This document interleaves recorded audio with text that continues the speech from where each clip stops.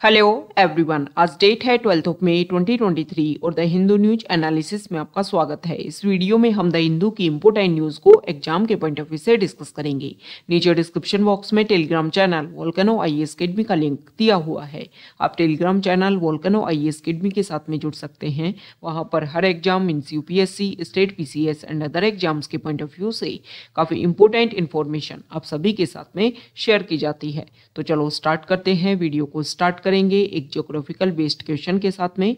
और आज आपका क्वेश्चन ये है कि बांदीपुर टाइगर रिजर्व को आपको मैप में व्यू करना है। फिर इससे रिलेटेड हर इंपॉर्टेंट फैक्ट्स को एंड इंफॉर्मेशन को कमेंट बॉक्स में टाइप करना है। कल हमने आपसे क्वेश्चन पूछा था डिब्रूगढ़ टाइगर रिजर्व को लेकर के। तो डिब्रूगढ़ टाइगर रिजर्व हमारे इंडिया के उड़ीसा स्टेट में लोकेटेड है और ये उड़ीसा स्टेट का थर्ड टाइगर रिजर्व है। अदर टू के नेम अगर हम डिस्कस करें तो एक है सिमलीपाल टाइगर रिजर्व और एक है Satkosia tiger reserve. Dibrugarh tiger reserve जो है वो हीराकुंड डैम के पास वाले एरिया में लोकेटेड है। अब डिब्रूगढ़ टाइगर रिजर्व इसलिए न्यूज में बना हुआ था क्योंकि ओडिशा गवर्नमेंट जो है उन्होंने प्रपोजल प्रेजेंट किया कि इसको टाइगर रिजर्व जो है वो डिक्लेयर कर दिया जाए और इसी प्रपोजल को लेकर के नेशनल टाइगर कंजर्वेशन अथॉरिटी जो है उस प्रपोजल को अप्रूवल दे दिया, जिसकी वजह से डिब्रूगढ़ टाइगर रिजर्व न्यूज में बना हुआ था। तो इसकी जो लोकेशन है वो आपको ध्यान में रखना है। और other two important tiger reserve जो है इनके नेम भी आपको ध्यान में रखने हैं, क्योंकि बहुत बार क्वेश्चन जो है वो लोकेशन बेस्ड ना पूछ करके 2-3 नेम आपको दे दिया जाए, tiger reserve, national park, wild life sanctuary, और पूछ लिया जाए कि कौन से स्टेट में ये लोकेटेड है। तो स्पेसिफिक किसी भी टाइगर रिजर्व, किसी wild life sanctuary, national park, इनकी जो लोकेशन है, साथ ही साथ में रामसर साइट हमारे इंडिया में काफी ज्यादा न्यूज में बनी हुई है। तो अगर आप यूपीएससी प्रीलिम 2023 दे रहे हैं तो ये सारे इंपोर्टेंट पॉइंट्स जो हैं वो आपके लिए इंपोर्टेंट हो जाते हैं। रामसर साइट प्रेजेंट टाइम में इंडिया में 75 है। न्यू रामसर साइट जो है वो लास्ट ईयर में अगर हम देखें तो काफी सारी डिक्लेयर की गई हैं। तो उन सभी की लोकेशन जो है और कौन से स्टेट में लोकेटेड है वो आपको ध्यान में होनी चाहिए। तो ऑल रामसर साइट्स को लेकर के वीडियो हमने अपलोड किया है, आप जाकर के उसको व्यू कर सकते हो, आपके लिए काफी ज्यादा बेनिफिशियल रहेगा। ओके, द हिंदू को अगर हम डिस्कस करें तो फर्स्ट इंपोर्टेंट न्यूज है द हिंदू के फ्रंट पेज पर, और यहाँ पर हम 2 इंपोर्टेंट आर्टिकल डिस्कस करेंगे। कल जुडिशरी जो है उन्होंने 2 इंपोर्टेंट इश्यूज के ऊपर अपना स्टेटमेंट जो है वो दिया है, हमारे लिए इंपोर्टेंट है, हमें ध्यान में रखना है। देखो, अगर हम एग्जाम के परस्पेक्टिव से डिस्कस करें स्पेसिफिक यूपीएससी के बारे में, तो यूपीएससी जो है वो पॉलिटी को लेकर के क्वेश्चन इसी तरीके का पूछ रहा है। डायरेक्टली क्वेश्चन बहुत कम पूछे जा रहे हैं। जो भी जुडिशरी टाइम टू टाइम अलग अलग केसेस में अपने इंपोर्टेंट ऑर्डर्स देती है उसी को क्वेश्चन के रूप में मैनिपुलेट करके यूपीएससी क्वेश्चन पूछता है। तो जब भी जुडिशरी कोई इंपोर्टेंट स्टेटमेंट दे, वो सारी बातें, बेसिक बातें आपको ध्यान में होनी चाहिए, किस पर्सपेक्टिव में दिया था, और आपको ये भी पता होना चाहिए कि क्या इशू था। इसको लेकर के भी जब यूपीएससी में जैसे किसी इशू को लेकर के 2-3 स्टेटमेंट दे दिए गए और पूछ लिया गया, तो आपको अगर इशू पता है कि अच्छा इस इशू में जुडिशरी ने ये स्टेटमेंट दिया था, इसी को लेकर के क्वेश्चन पूछा है, तो आप उसको एलिमिनेशन मेथड जो है ना उसके थ्रू भी क्वेश्चन को सॉल्व कर सकते हो। तो यहाँ पर 2 इशू हम डिस्कस करेंगे, फिर जुडिशरी ने वहां पर क्या बात बोली है ये हमारे लिए इंपोर्टेंट हो जाता है। तो पहला हम डिस्कस कर लेते हैं दिल्ली गवर्नमेंट को लेकर के। इशू क्या था? 2 प्रॉब्लम थी। देखो, 2021 में सेंट्रल गवर्नमेंट ने क्या किया? सेंट्रल गवर्नमेंट ने ये किया कि 1991 का जो एक्ट है उसको लेकर के सेंट्रल गवर्नमेंट ने एक बात बोली कि हम इसमें चेंज करते हैं। और क्या किया जाएगा? पहले क्या होता था, पहले 1991 का जो एनसीआर एक्ट था उसमें जो है कुछ चेंजेस किया गया, और उस चेंजेस में ये बात बोली गई कि अगर दिल्ली की लेजिस्लेटिव असेंबली कोई लॉ बनाती है, कोई कानून बनाती है, तो उसमें गवर्नमेंट का जो मतलब है ना वो रहेगा एलजी। मतलब एलजी को जो है वो यहाँ पर मोर पावरफुल बना दिया गया। एक तो इशू ये था जिसको लेकर के जो दिल्ली गवर्नमेंट है उन्होंने जुडिशरी में क्वेश्चन किया कि ये तो एक तरीके से इलेक्टेड गवर्नमेंट के ऊपर जो है वो आप मोर पावरफुल जो है वो एलजी को बना रहे हो। दूसरा इश्यू क्या था? दिल्ली में जो जॉइंट सेक्रेटरी और इससे अपर रैंक वाले जो भी ऑफिसर हैं उनके ट्रांसफर, उनकी पोस्टिंग के जो भी राइट्स थे उसको लेकर के एलजी और गवर्नमेंट के बीच में क्या था? क्लैश था। तो इन इश्यू को लेकर के दिल्ली गवर्नमेंट चली गई जुडिशरी में। तो जुडिशरी ने यहाँ पर इंपॉर्टेंट स्टेटमेंट दिया है कि 3 पॉइंट को आप ध्यान में रखिए जो हमारे कॉन्स्टिट्यूशन में भी मेंशन है। वो है पब्लिक ऑर्डर, पुलिस और लैंड। इन 3 को छोड़ करके जो एलजी है वो काम करेंगे दिल्ली गवर्नमेंट की एडवाइस पर। जिस तरीके से governor aid and advice of council of minister के अकॉर्डिंग काम करता है, उसी तरीके से इन 3 इशू को छोड़ करके जो एलजी हैं वो दिल्ली गवर्नमेंट के अकॉर्डिंग काम करेंगे। दिल्ली गवर्नमेंट इलेक्टेड गवर्नमेंट है तो उसको प्रायोरिटी दी जानी चाहिए। दूसरे इशू में यहाँ पर जुडिशरी ने बोला कि देखो जो ऑफिसर्स का जो रैंक है और उनका जो ट्रांसफर है, क्योंकि कोई भी गवर्नमेंट इलेक्ट होकर आती है तो एडमिनिस्ट्रेशन उनके साथ में होता है, तभी जाकर के वो अच्छे से काम कर पाती हैं। तो एडमिनिस्ट्रेशन के पास के ऊपर ही अगर उनका रूल्स एंड रेगुलेशन नहीं है, उनका ट्रांसफर करना, उनकी पोस्टिंग करना, तो इसको लेकर के जो है अगर उनके पास में प्रायोरिटी नहीं रहती है कि वो अपने अकॉर्डिंग जो है वो ऑफिसर्स को अपने जो भी डिपार्टमेंट है उनमें ला सके, अगर ये प्रायोरिटी उनके पास नहीं है तो इलेक्टेड गवर्नमेंट जो है वो अच्छे से काम नहीं कर पाएगी। ओके, तो ये सारी पावर जो है ऑफिसर्स के ऊपर जो उनका कंट्रोल है ये यहाँ पर जुडिशरी ने उनको दिया है। ओके, तो ये जो जुडिशरी के स्टेटमेंट होते हैं ना, इन्हीं को लेकर के मैनिपुलेट करके क्वेश्चन में आपको स्टेटमेंट दे दिया जाएगा और क्वेश्चन पूछ लिया जाएगा। तो ये बेसिक बातें जो है वो आपको पता होनी चाहिए। अब दूसरा जो आर्टिकल है इसमें भी सुप्रीम कोर्ट की जो कॉन्स्टिट्यूशनल बेंच है उसने इंपोर्टेंट यहाँ पर ऑर्डर पास किए हैं और इशू रिलेटेड है महाराष्ट्र में जो गवर्नमेंट एकनाथ शिंदे गुट और जो फॉर्मर जो वहाँ के चीफ मिनिस्टर उद्धव ठाकरे, इनका जो शिवसेना का जो पार्ट है, इनके बीच में क्लैश दिखाई दिया। तो इसको लेकर के अलग अलग इश्यू को यहाँ पर जो है वो टैकल किया गया है। इसको लेकर के टेक्स्ट पेज जो है वहाँ पर भी इस आर्टिकल के बारे में बताया गया है, जो हमारे एडिटोरियल पेज आते हैं वहाँ पर भी इसके बारे में डिस्कस किया गया है। तो हम ओवरऑल डिस्कस कर लेते हैं इस इशू को। तो इस इशू में कुछ मेन क्राइटेरिया थे जिनको लेकर के क्वेश्चन किया गया था। देखो मेन इशू क्या हुआ कि 2022 में जो है वो वहाँ पर जो पहले गवर्नमेंट थी वहाँ पर शिवसेना जो पार्टी है उसके बीच में कांग्रेस और एनसीपी जो है उनके बीच में एक कोलैबोरेशन होता है और वो तीनों पार्टी मिलकर के यहाँ पर गवर्नमेंट बनाती है। महाराष्ट्र में जब लेजिस्लेटिव इलेक्शन के बाद में किसी एक पार्टी को मेजोरिटी नहीं मिलती है तो 3 पार्टी आपस में मर्ज हुई और उन्होंने क्या बना दिया, एक अपना कोalition के थ्रू गवर्नमेंट यहाँ पर बना दी। अब क्या होता है 2022 की बात है, शिवसेना के ही कुछ लेजिस्लेचर जो हैं वो यहाँ से बोलते हैं कि हम अलग होंगे और उनको लीड करे थे एकनाथ शिंदे। यहाँ से ही पूरी प्रॉब्लम जो है वो स्टार्ट हो जाती है। अब ये इशू होता है, मतलब पॉलिटिकल पार्टी में ही क्लैश होना स्टार्ट होता है। तो उसके बेसिस पर वहाँ के जो गवर्नर थे मिस्टर कोश्यारी, उन्होंने क्या किया, फ्लोर टेस्ट जो है वो ऑर्गेनाइज करवा दिया। अब फ्लोर टेस्ट कंडक्ट होने से पहले ही वहाँ के जो चीफ मिनिस्टर थे उद्धव ठाकरे, उन्होंने दे दिया अपना जो भी रेजिग्नेशन है। अब उसको लेकर के एकनाथ शिंदे जो हैं वो चले जाते हैं जुडिशरी में और दूसरी तरफ उद्धव ठाकरे जो हैं वो भी कुछ क्वेश्चंस को लेकर के जुडिशरी में चले जाते हैं।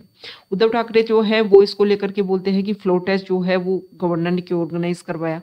दूसरा यहाँ पर जो उद्धव ठाकरे है, जो एकनाथ शिंदे जो ग्रुप है वो यहाँ पर विप की बात नहीं मानते हैं, फिर अपनी तरफ से विप जो है वो अपॉइंट कर देते हैं। तो ये कुछ इशू रहे। तो इन मेन इशू में जो है वो कुछ मेन क्वेश्चन थे। एक तो था जो गवर्नर है उनको डिसीजन को लेकर के क्वेश्चन किया गया था कि गवर्नर ने फ्लोर टेस्ट का डिसीजन जो है वो कैसे ले लिया। दूसरा क्वेश्चन था चीफ व्हिप की अपॉइंटमेंट, क्योंकि एकनाथ शिंदे जो है इस ग्रुप ने क्या किया कि जो शिवसेना का जो चीफ व्हिप था उसकी बात उन्होंने नहीं मानी और फिर अपनी तरफ से जो है वो व्हिप यहाँ पर अपॉइंट कर दिया। थर्ड क्वेश्चन था कि यहाँ पर जो लेजिस्लेटर शिवसेना को छोड़ करके उन्होंने बोला कि हम अलग पार्टी है और हम ही रियल शिवसेना है। कुछ टाइम पहले भी ये न्यूज़ में था, इलेक्शन कमीशन ने ही एकनाथ शिंदे ग्रुप को जो है वो रियल शिवसेना माना।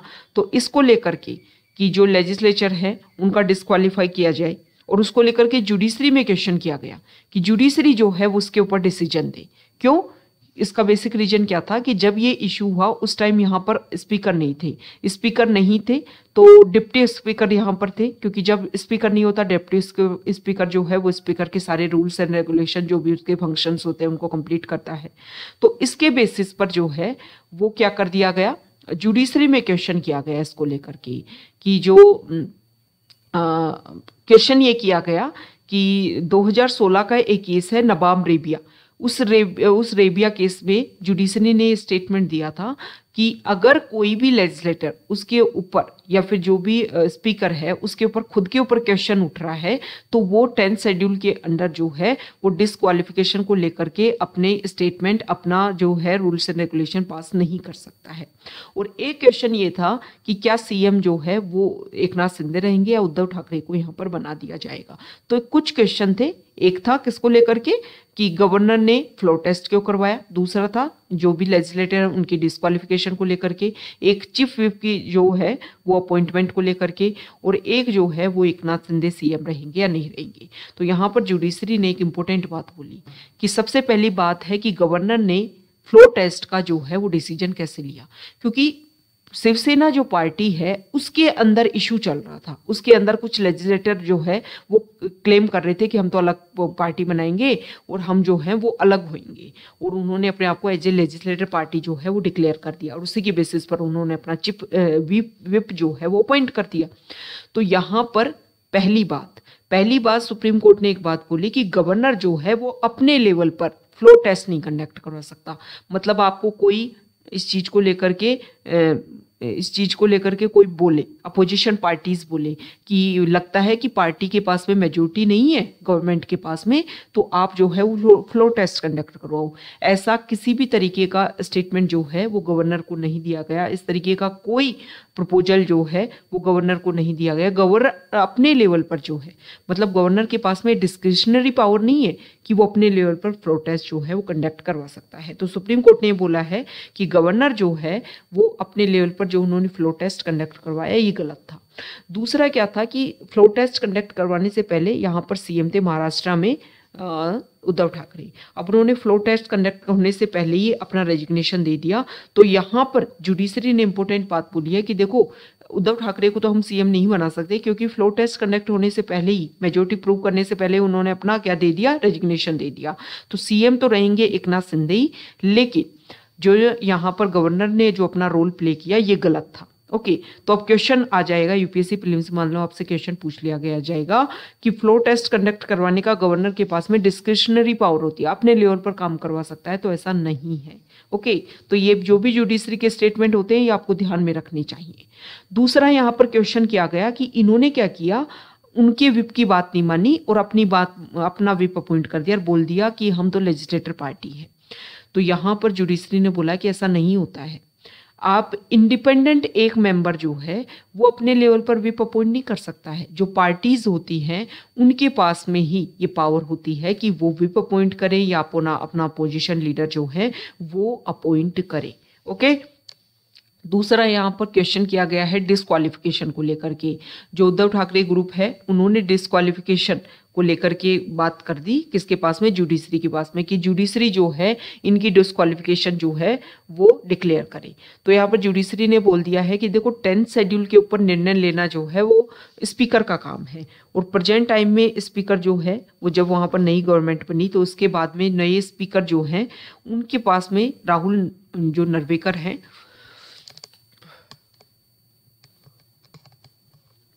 उनके पास में पावर है, और उनको ये पावर दी जाती है कि वो रीजनेबल पीरियड में, मतलब एक पीरियड जो है वो डिसाइड किया जाए, उस रीजनेबल पीरियड में अपना डिसीजन दे इनकी डिस्क्वालिफिकेशन को लेकर के।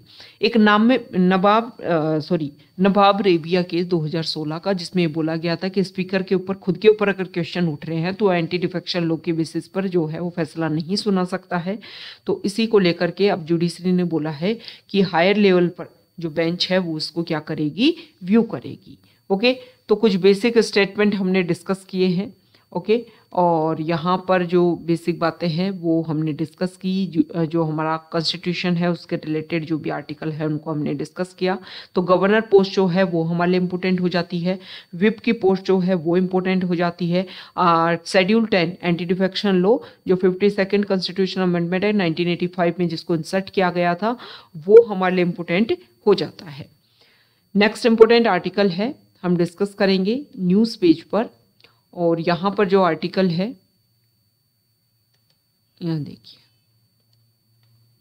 ये देखो ये वही आर्टिकल जो महाराष्ट्र गवर्नमेंट को लेकर के जुडिशरी ने दिया है। तो अलग अलग पॉइंट को लेकर के अलग अलग यहाँ पर आर्टिकल राइट डाउन किए गए हैं। हाँ, दूसरी एक बात ये बोली है कि देखो, जुडिशरी ने एक इम्पोर्टेंट बात बोली है कि गवर्नर जो है वो पार्टी के अंदर क्या डिस्कशन चल रहा है उसमें गवर्नर जो है वो एंटर ना करे। किसी भी पॉलिटिकल पार्टी के लेवल पर क्या इशू है उसको जो है वो पॉलिटिकल पार्टी ही अपने लेवल पर जो है वो सॉल्व करे। नेक्स्ट यहाँ पर जो आर्टिकल है तो देखो, आईसीएमआर और आयुष जो मिनिस्ट्री है उन्होंने डिसाइड किया है कि वो मिल करके जो है वो रिसर्च करेंगे। एक आर्टिकल हम डिस्कस करेंगे वर्ल्ड पेज पर, और यहाँ पर जो आर्टिकल है देखो, प्रेजेंट टाइम में अफगानिस्तान में है तालिबानी गवर्नमेंट। तो 1990s के टाइम में जब वहाँ पर 1996 से 2001 के बीच में जब अफगानिस्तान में तालिबान का रूल था, तो उस टाइम जो है वो उज्बेकिस्तान जो है वो क्या कर रहा था, इसको लेकर के प्रोटेस्ट कर रहा था। मतलब जो यहाँ पर तालिबान गवर्नमेंट थी अफगानिस्तान में, इसको लेकर के कोशिश कर रहा था कि यहाँ पर तालिबान जो है वो रिमूव किया जाए। लेकिन अब जो है उज्बेकिस्तान ने अपनी स्ट्रेटजी चेंज की है और यहाँ पर उज्बेकिस्तान जो है उन्होंने कनेक्टिविटी प्रोवाइड करने की कोशिश की है कि अफगानिस्तान के लैंड एरिया को यूज़ करते हुए हम जो है वो पाकिस्तान तक अपनी कनेक्टिविटी जो है वो एस्टेब्लिश करेंगे। अब जो उज्बेकिस्तान है उन्होंने अपने स्ट्रेटजी को चेंज किया है। वो यहाँ पर अभी उन्होंने अपने लेवल पर एक मीटिंग ऑर्गेनाइज की जिनमें अफगानिस्तान के लीडर भी प्रेजेंट थे, मतलब तालिबानी लीडर भी प्रेजेंट थे। तो उन इशू को लेकर के टैकल किया गया। तो उज्बेकिस्तान का यहाँ पर ये मानना है कि देखो, अभी प्रेजेंट टाइम में वहाँ पर तालिबानी गवर्नमेंट है, तो क्यों ना अब वो एज ए गवर्नमेंट वहाँ पर एस्टेब्लिश हुए हैं तो उनके साथ में डिस्कशन करके जो भी इशू है उनको सोल्व करें। अगर हम उनको एक तरीके से सेपरेट कर देते हैं तो जो वहाँ पर माइनॉरिटीज़, वीमेन, चिल्ड्रन, इनके खिलाफ में जो एट्रोसिटीज़ हैं वो ज़्यादा इंक्रीज होंगी। ऐसा नहीं है कि वो कंट्रोल होंगी। तो हमें कोशिश क्या करनी चाहिए कि उनको साथ में लेकर के जो भी इशू है उनको हम टैकल करें, और इसी के ऊपर जो है उज्बेकिस्तान प्रेजेंट टाइम में फोकस कर रहा है। तो उन्होंने अपनी स्ट्रेटजी को चेंज किया है क्योंकि उनके रीजनल एरिया में है। और 1996 से 2001 के बीच में जब यहाँ पर तालिबानी गवर्नमेंट थी तब उन्होंने क्या किया था, यहाँ पर जब उज्बेकिस्तान उनके अगेंस्ट था तो उन्होंने कुछ मिलिटेंट्स को लेकर के यहाँ पर उज्बेकिस्तान में काफ़ी ज़्यादा इश्यू जो है वो क्रिएट किए थे। तो अभी उज्बेकिस्तान और तालिबानी गवर्नमेंट के बीच में ये डिस्कशन हुआ है कि ये जो भी मिलिटेंट्स ग्रुप हैं उनको तालिबानी गवर्नमेंट जो है वो क्या करेगी, प्रोटेक्ट करेगी। उनको एक प्रोटेक्ट नहीं, मतलब उनको एक तरीके से लिमिटेड करेगी और उज्बेकिस्तान को इसकी वजह से कोई भी नुकसान नहीं होगा। अब तालिबानी गवर्नमेंट ने ये भी बोला है कि वो अपने एरिया पर, मतलब अफगानिस्तान में जो है वो किसी भी टेररिस्ट ग्रुप को फ्लोरिश नहीं होने देंगे। तो अपने रीजनल एरिया में स्टेबिलिटी, पीस अगर इन सबको प्रमोट करना है तो हमें कोशिश करनी चाहिए कि तालिबानी गवर्नमेंट को साथ में लेकर के जो भी इशू है उनको टैकल करने की कोशिश की जाए। तो ये आज का हमारा द हिंदू न्यूज़पेपर का डिस्कशन था। अगर आप यहाँ तक आए हैं, वीडियो आपको अच्छा लगा है तो प्लीज़ वीडियो को लाइक कीजिए, शेयर कीजिए और चैनल को सब्सक्राइब कीजिए। ओके, तो देखो, नेक्स्ट ईयर के लिए यूपीएससी का जो कैलेंडर है वो रिलीज हो गया है। नेक्स्ट ईयर यूपीएससी प्रीलिम्स का पेपर जो है वो 26 मई को होगा। तो जो भी स्टूडेंट 2024 के लिए यूपीएससी प्रीलिम्स की या यूपीएससी की प्रिपरेशन करना चाहते हैं, इंटीग्रेटेड फॉर्म में प्रीलिम्स प्लस मेंस, और मेंस की आंसर राइटिंग भी आपकी हो, प्रीलिम्स को लेकर के आपको डेली बेसिस पर जो है टारगेट दिया जाए, आप इसको कंप्लीट करो, टाइम टू टाइम आपके टेस्ट कंडक्ट करवाए जाएं। तो इसके लिए हम लेकर के आए हैं मेंटरशिप प्रोग्राम।